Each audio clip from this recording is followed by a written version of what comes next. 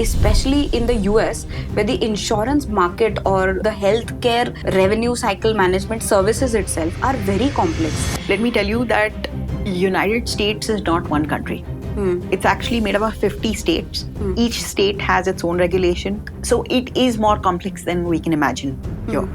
I would say that this is universally true. You have to listen to your clients. You need your clients' attention the most in the beginning. We are in the age of AI, ML, IoT. All of these changes are affecting every industry. Everything is going for AI. Yes.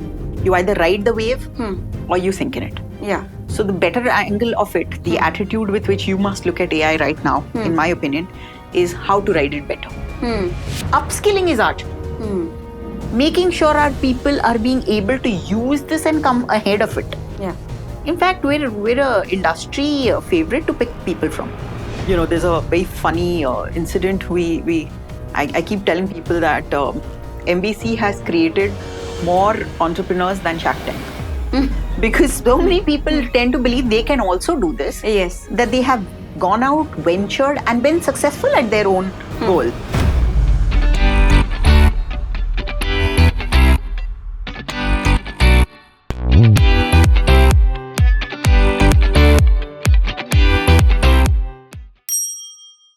Welcome to Devakey Diaries, lessons from the best in business. In today's episode, we have a powerhouse in the world of healthcare services and a visionary leader in action. Prerna Gupta is the founder and director of Medical Billers and Coders, America's leading revenue cycle management company that has been serving the complex and ever-evolving world of United States healthcare. With over 2 decades of industry experience, Prerna has built a company that is robust, trustworthy, and future ready. The company has successfully navigated the intricacies of US medical coding, compliances, and all of this while meeting client expectations. Prerna is a seasoned entrepreneur, a strategist, and a mentor to many. Her work at MBC has not only led the company to new heights, but has helped set benchmarks for global healthcare operations. Prerna, we are so happy to have you. Thank you for being here. Apurva. It's a pleasure being here. Prerna, your company is working in the American medical billing and coding healthcare landscape, basically. So, this is a very unique path or a journey, so to say, as an entrepreneur. What made you choose this niche to build on? Apurva, I'd like to actually give this credit to my older brother. He had 25 years ago started the medical transcription business, and he was leading it very well. Suddenly, he noticed that the trend in documentation needs is changing. The event of EMRs was happening around the same time. So what happened is that he suggested that we diversify, and I had a background in insurance. So that helped me to grasp this very quickly. And so we said, okay, let's try our hand at it and try to grow the process and everything. Obviously, once things take off, everything else is history. So, what I want to know is, we live here, but your business is global. That's right. And especially in the US, where the insurance market or the healthcare revenue cycle management services itself are very complex. And the regulations, the policy changes that happen are instant and they must take place constantly. That's right. So how do you, manage all of that through your company or your processes? Sure. Apurva, let me tell you that United States is not one country. It's actually made up of 50 states. Each state has its own regulation, payer landscape, provider base, specialty centric. So it is more complex than we can imagine here. But let me tell you what happens when you are servicing a base of clients across the US. This generally tends to happen that to cater to your clients, to make sure you're in the right for your clients. See, it's a sensitive business. At the end of the day, we're taking care of everything revenue for our clients. Absolutely. We're liable for their profits. We're liable for any mistakes that happen on the way.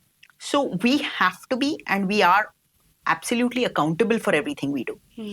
If you believe you're accountable, you're going to take every step possible to get there and make sure that you as a company are bringing their processes, so there is an entire team in my organization which tracks compliances, which looks at changes, which looks at how different payer markets are changing, their specialty rates, how life around the healthcare policy is changing every time in the US. We often even roll out our newsletters on the same. Okay. So it's essential that my 400 member team is always available to know this and understand this. Absolutely. And I think there's a very important thing that MBC does is that you always, call yourselves as a revenue partner. So that accountability that you spoke of, I'm pretty sure it's a part of the ethos of the company. Apurva, just take one step back and imagine that the accounts receivable, whatever has to come into your organization, for all the hard work that you put in, you trust somebody else with that process. Just imagine the kind of trust you're putting into someone else. Now, if you've given somebody that trust has to be, Absolute. It has to be absolute. It has to be put in place. It has to be, you have to prove your mettle when it comes to that. So I would rather say that it's not easy, but once somebody gives you that honor, I think you have to be a partner more than anything else. Absolutely. And over the years, the American healthcare landscape has changed, like we spoke of. And how has that worked for MBC strategies and your product offerings as well? I would say in an immense way, it has worked for us. Okay, why? Because we have global operations. And US itself is such a big geography. Connectivity and talent across the US when it needs to be managed. Everything going online, going digital has made us one step closer to the actual customer base, right? Okay. So you have to understand that doing this globally and having access remotely into people's system is a far beneficial activity for everybody involved. So no matter where you get your talent, especially post-COVID, now that you realize your talent could be anywhere. Yes. Their knowledge, their understanding of the process should be thorough. Everything else falls in place. So the healthcare dynamics, which have changed in the 20 years, where more EHRs, EMRs, teleradiology, all these scopes, which are now ITES based, IT enabled services. Yeah. When this market grows and when this market is becoming more extensive, so it helps us to connect to our clients better. Yes. All EMRs back in the year, I'll tell you, 2005 to 2010 were actually locally based. So they were software programs run inside the healthcare spaces. Basically, yeah. In healthcare space. Now, it has now become cloud centric. So you can access it anywhere, from anywhere, anytime. So data transparency, everything has become more efficient from there. And it has definitely worked for MBC. As we grow, we can get partners and we can get, teams anywhere. So this definitely helps us, the physician landscape, as well as the insurance market to a large extent. Prerna, you've built a company that has not only survived but thrived in a market that is very compliance oriented and a very competitive market for that matter. Absolutely. So what are the key guiding principles on this business journey that have helped you? You used a very interesting kind of word here, leadership, right? Let me take this back a step and say, to become a leader in any business or in any walk of life, isn't it easier when you are not looking at it from a leadership perspective, but from a service perspective? So the moment you step in and say that, what can I do better to make this entire process more simpler for my client? Okay. and not carving a separate role for yourself and saying, hey, I just need to do this. This, I feel, takes me to one step further to reaching out to my clients. When I do that, I see that every team member also believes and also takes it into their personality to go out there and try and assist a client in doing better. This itself has given my company a feel of being a team, an integrated revenue partner for someone, instead of viewing it from that, we're different teams, or we're that there are clients and we can do just about this much for our clients. That service orientation within my organization has helped us as a team to work much better, function much better in this goal, and taking this to one step higher. This trickling down of this service orientation is where my team actually has progressed and grown also. Right. So the average stay time of all our team members is not, I would say it's not less than 7 years to 8 years. A few of our members have been with us for over 12 years. Wow. So that is because they have also seen how growth can be enabled within each and every one of us. And our clients in the process.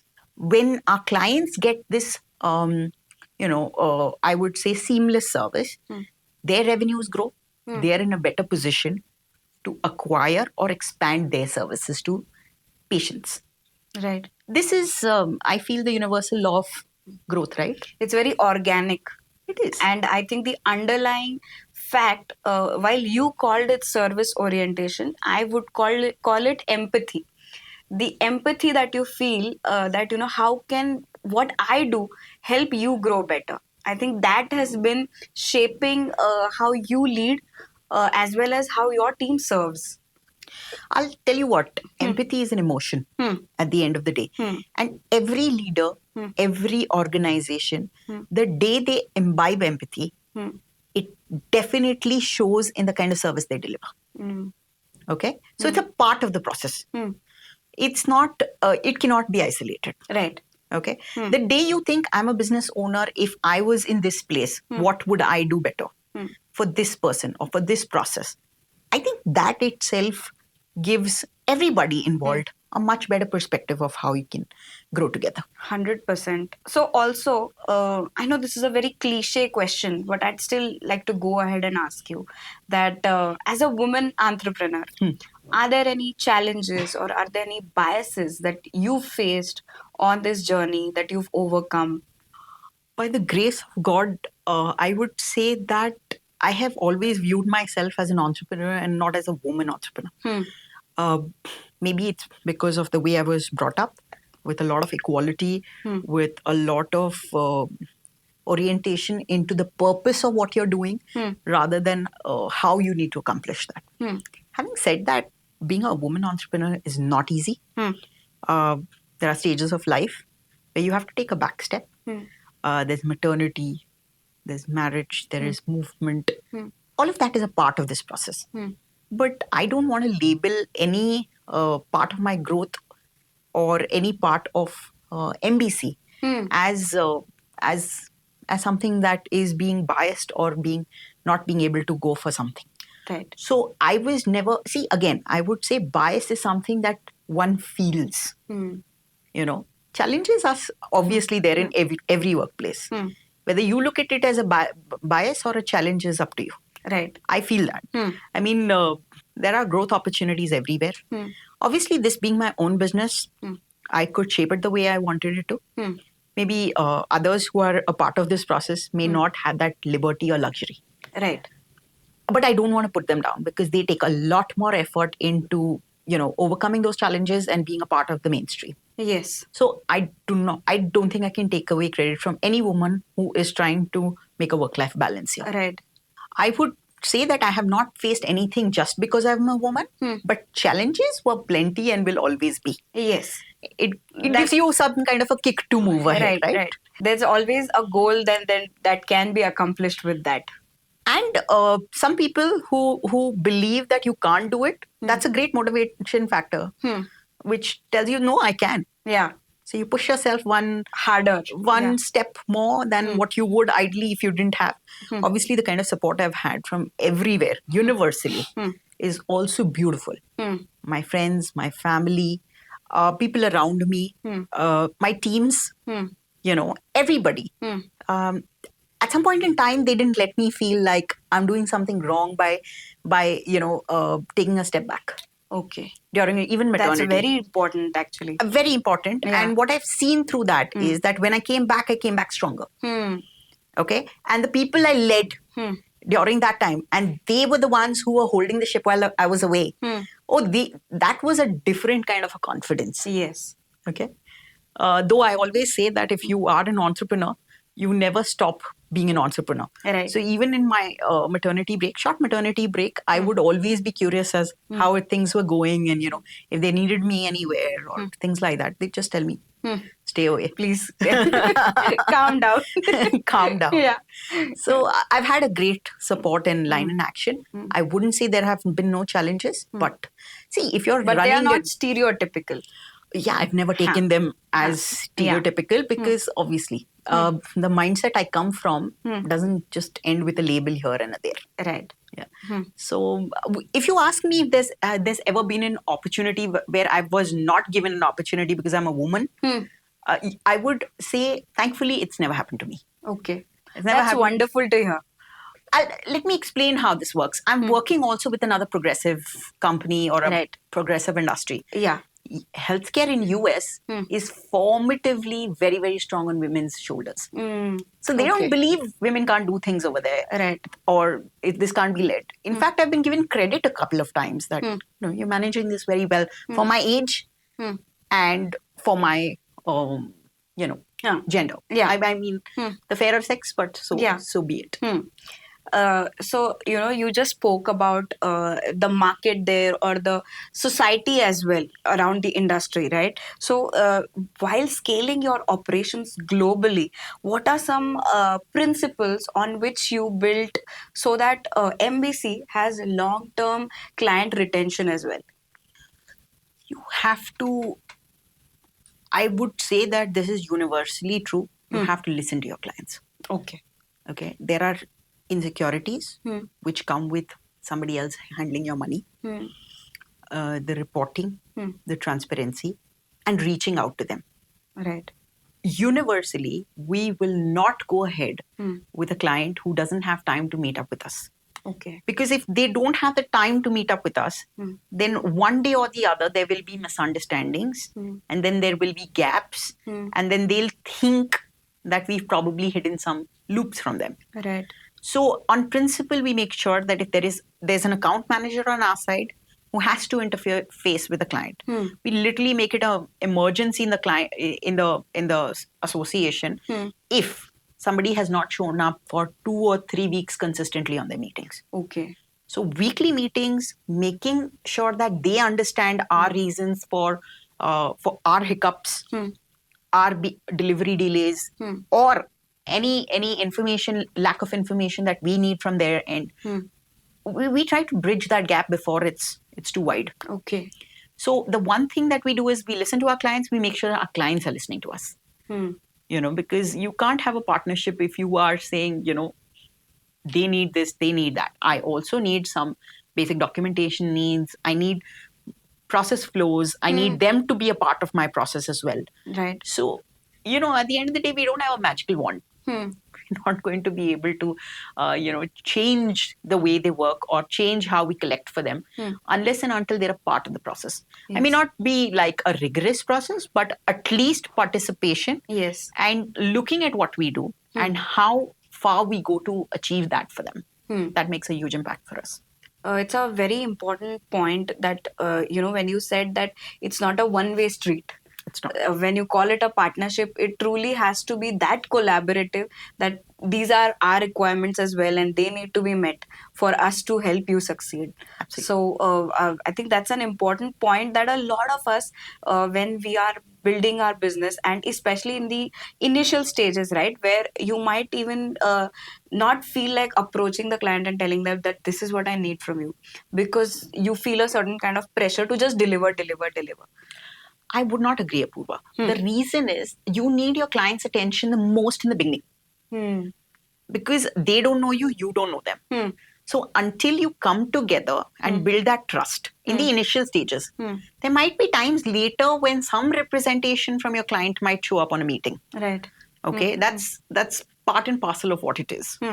But please understand that in the initial stages, when you don't know their expectations or they do not know how and why you work, it's more important to be collaborative then.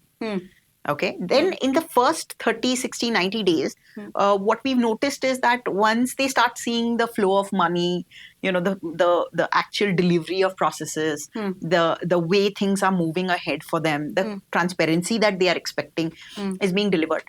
After that, even we understand that there is going to be no blockages in the way we operate. Right. And if the client has seen the result, they also trust us a little more.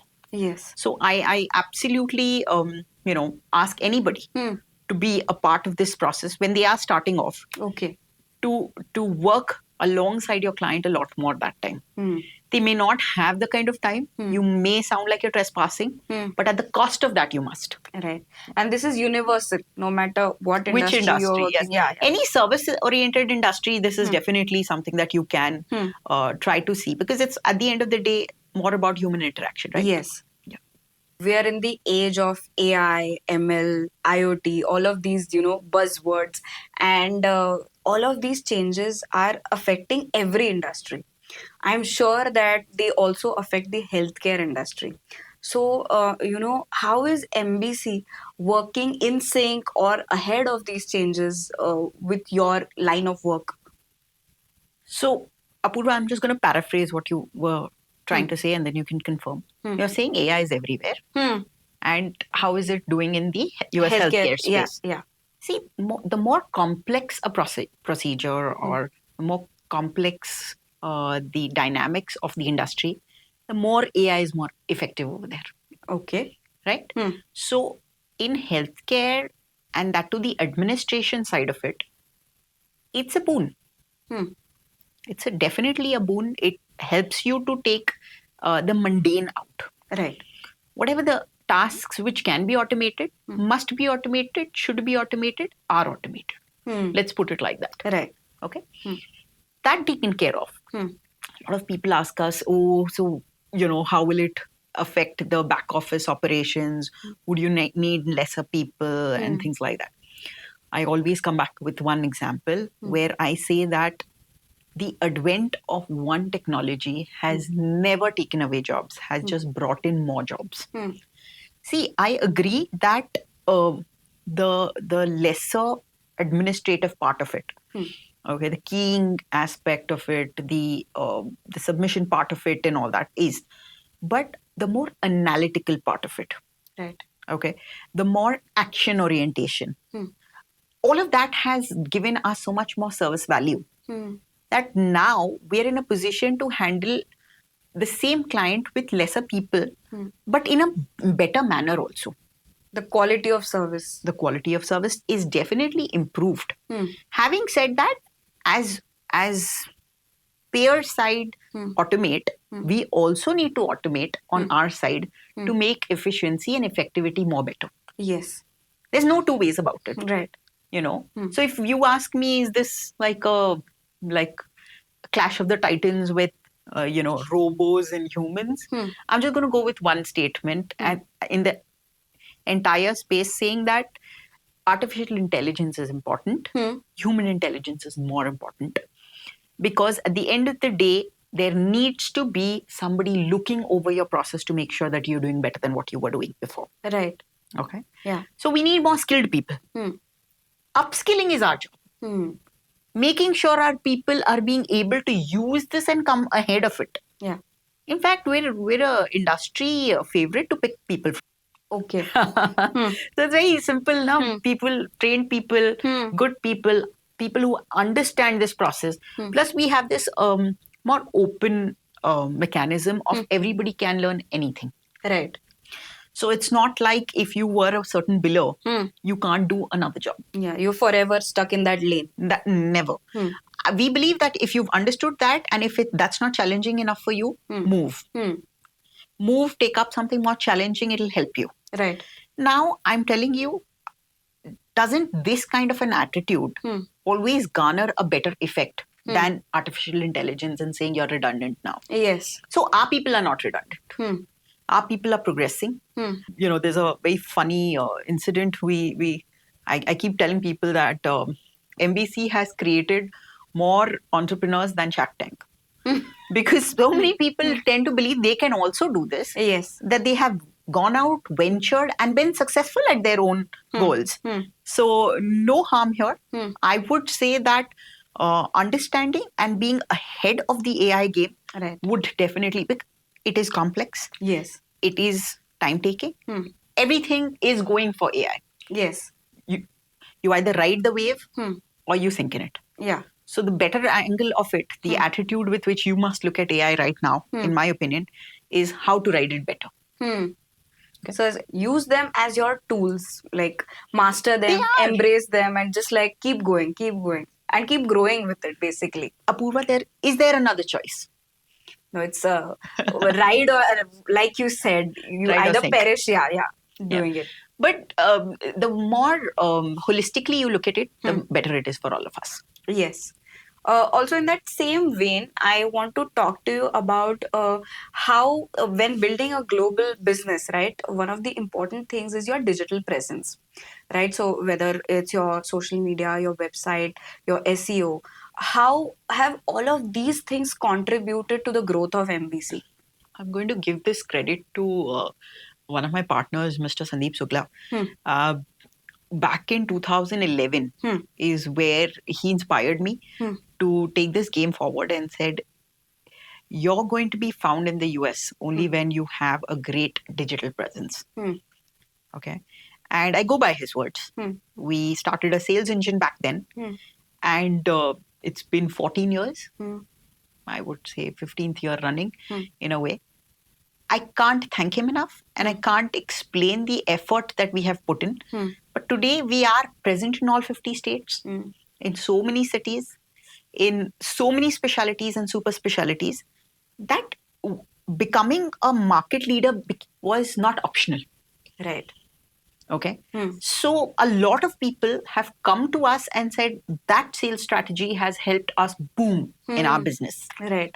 And back in the day, social media or search engine optimization was not considered a very big, service. It was like, okay, everybody has a website. You could do some plugins and have some meta tags and everything, and let Google do the rest. I don't think we did that. We've never had a dull day with our marketing team where they've gone all out. Right. And I would like to give that credit to that entire team who has put in heart and soul for the last 14 to 15 years now, going out there and making a market for themselves. So kudos to my marketing team. Absolutely. It's not easy. And being relevant. Yeah. And like you said, like the healthcare landscape, right? Even the algorithm constantly changes. So keeping up with that and building that presence is not an easy task. So, Apurva, these two are different things. The healthcare space algorithm is all to do with operations. This part is the mastermind of the marketing team. So to be available, present, knowledgeable, relevant in front of an audience, a decision-making audience, is completely different ballgame. Okay. While once they come in, they're stepping into your processes. Yes. Working with them and giving them value is a complete different business. Yes. So these are two hand-in-glove processes that work together. So our marketing, investment has given us leaps and bounds of how much we could get back from that. Okay. And our service orientation, on the other hand, is doing the best that it can. Right. Prerna, one thing that I want to ask you is, the new generation of India has a lot of entrepreneurial spirit, right? They want to build their own startups and companies. And they not only want to do it for the Indian market, they want to go overseas with it. They want to go global with it. So for somebody who's starting out in, say, 2025, what is the kind of advice you would give if they want to build a global presence? Purva, I just mentioned a little while ago that MBC has managed to create more entrepreneurs than Shark Tank because of this young people spirit that you're talking about today. Okay, so I'm going to take this opportunity and say that when you're getting into a business, make sure that you are partnered with someone who is going to be on the ground in whichever country you open up. Right. Okay, that gives large opportunities, better, connecting opportunities, and also it wastes less of your time. Obviously, any business you get into, you need to have grit. Yes. Grit is non-negotiable. But when you have a local presence, years in, eyes on the battlefield is how I put it, you tend to succeed much more and faster. And that doesn't mean you're going to trust just about anyone. But if you can pick the right partner who's going to be, in the country or in the landscape where you actually provide services, it helps multifold. Right. I would go beyond in saying that the founder must always be in the country where the business is. Okay. Okay. And they could have another partner living in any other global situation or city where they want to grow a certain organization. Right. But at the end of the day, you may have team members, solid team members also running the show. Right. But the face of the company must definitely be on the battlefield. And my one take, the one thing that I have understood, and I really appreciate all those people who have done that and have definitely succeeded much faster because of that reason. So your presence, you being available to your clients, being in skin and in person is definitely going to give you an advantage. So finally, on a personal note, I'd like to ask you, what keeps you motivated? What keeps you going every day? The easy answer would be the dollars. But I don't think that dollars at the end of the day can't keep you motivated forever. So let me take you one step back and say that for a young person, and at least where I am in my career, I don't believe I've achieved everything I want to. There are places to go, miles to hike, and being available more and how for the clients that I want to work with. That's this. I genuinely feel that personally I have not arrived. Okay, I still feel like I'm where somebody with my level of experience could do much more. Okay. But rather, I would say when I turn around and look at from where we started and where we've come, I feel I've done well. Okay. But there are miles to go before we actually take the call. Yeah. Achievement is very relative. So what you may think today is achievement, 5 years down the line, you would say there was so much more. And the global economy is moving so fast and changing so fast. I really feel sky's the limit. I do not think that anybody in this day and time can say that they have arrived. There's always more to do. Okay. Prerna, thank you so much for coming to Devakey Diaries. It's been an honor having you on this episode. It's a small token of our appreciation for you. Thank you so much, Apurva. I can't thank you enough and the team at Devakey to bring me here, to give me an opportunity to speak to everyone today. I'd really like some young people to take inspiration from what they've heard today, and Devakey Diaries to do much better as we grow together. Thank you so much. If you found this conversation insightful, I'm going to ask you to share it with a friend who's on this journey and who'll learn more from this. Like this video, subscribe to the channel because we are going to bring more such content just for you. Thank you.